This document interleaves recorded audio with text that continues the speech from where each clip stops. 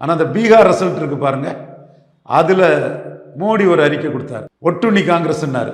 ஒட்டுண்ணி காங்கிரஸ், பாரசைட் காங்கிரஸ்னு அடித்தார். ஸ்டாலின் ஒரு அறிக்கை தெளிவாக கொடுத்தாரு. டக்குன்னு காங்கிரஸ் தலைமை வந்து மறந்துட்டான், இது விட்டா ஸ்டாலின் மம்தா ப்ரொஜெக்ட் பண்ணிடுவாரோ, அகிலேஷ் யாதவ் ப்ரொஜெக்ட் பண்ணிடுவாரோன்னு தெளிவாக வந்து விழுந்துட்டாப்புல. ஒரு கமிட்டியை போட்டு இங்கே வந்திருக்காப்புல. ஒன்றும் இல்லை, ஸ்டாலினும் வந்து கழிஞ்ச தடவை 7 சீட்டு 6 சீட்டு தான் சொல்லும்போது 10 சீட்டு கொடுத்துட்டாரு. கார்த்திக் சிதம்பரத்தை கூட அடிக்க நினைக்கல. ஆனால் இனிமேல் 2029 ஜோதிமணி விவகாரம், மாணித்தார் விவகாரத்திலெல்லாம் ஸ்டாலின் வந்து விளையாடிடுவான்னு தான் நினைக்கிறேன். கழிஞ்ச முறையும் நெஹ்ரு மூலமாக நமக்கு வேண்டிய ஒரு அண்ணனுக்கு சீட்டை கூட ஸ்டாலின் கொஞ்சம் இது பண்ணிட்டாருங்கிற தகவல்கள் இருக்குது. இந்த முறை வந்து அவர் அசம்பிளி எலெக்ஷனில் 25 சீட்டும் கொடுத்துருவார்.